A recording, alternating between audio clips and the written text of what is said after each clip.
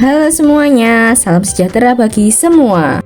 Kali ini aku bakal bahas cara ternak jangkrik untuk pemula, mulai dari telur hingga panen.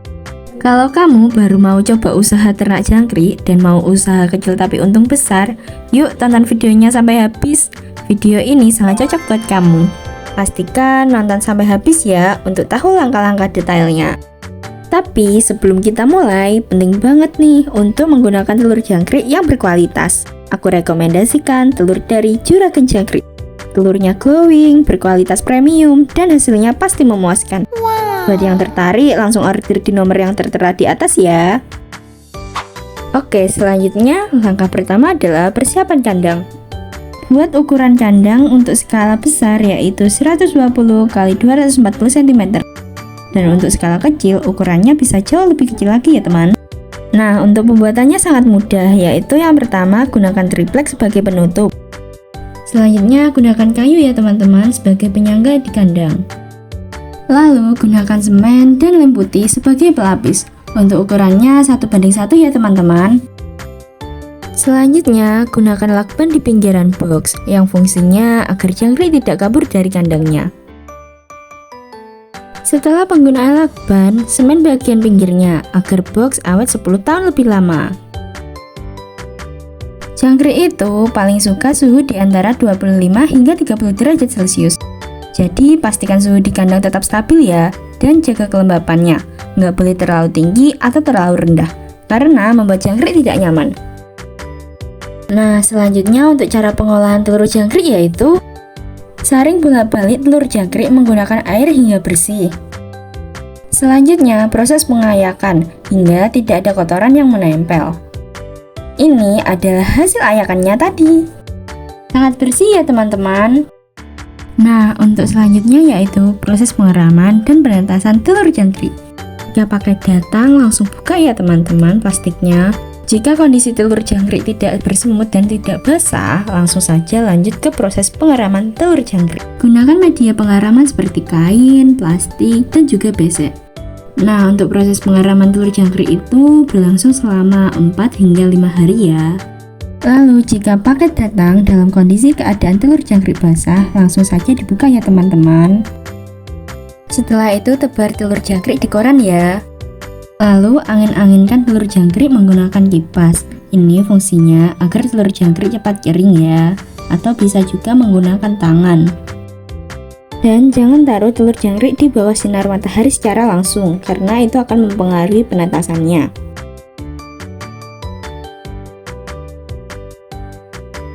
Jika dirasa telur jangkrik sudah kering, bisa lanjut ke proses pengeramannya.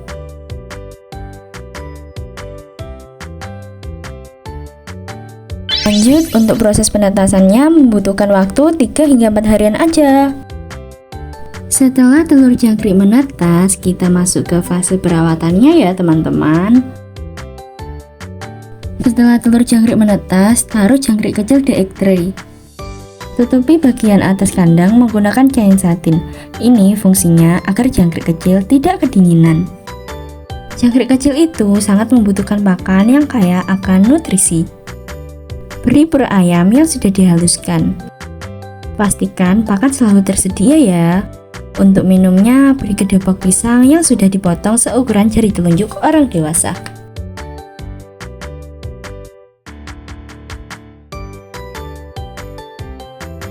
Berikut ini adalah langkah-langkah cara pemilihan egg tray yang baik dan benar.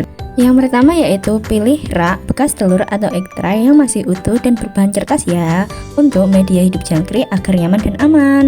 Untuk usia jangkrik 1 hingga 10 hari, pakai 2 lapis rak telur atau egg tray ya. Setelah jangkrik berusia di atas 10 hari, bisa disesuaikan penambahan egg tray-nya dengan kondisi jangkrik ya teman-teman. Dan jangan lupa untuk perhatikan kondisi egg tray agar tetap kering dan utuh, agar jangkrik nyaman dan tidak berusaha keluar dari kotaknya. Jangkrik bisa juga diberi pakan pepaya yang diparut atau dipotong kecil-kecil. Ini fungsinya agar mempercepat pertumbuhan jangkrik dewasa.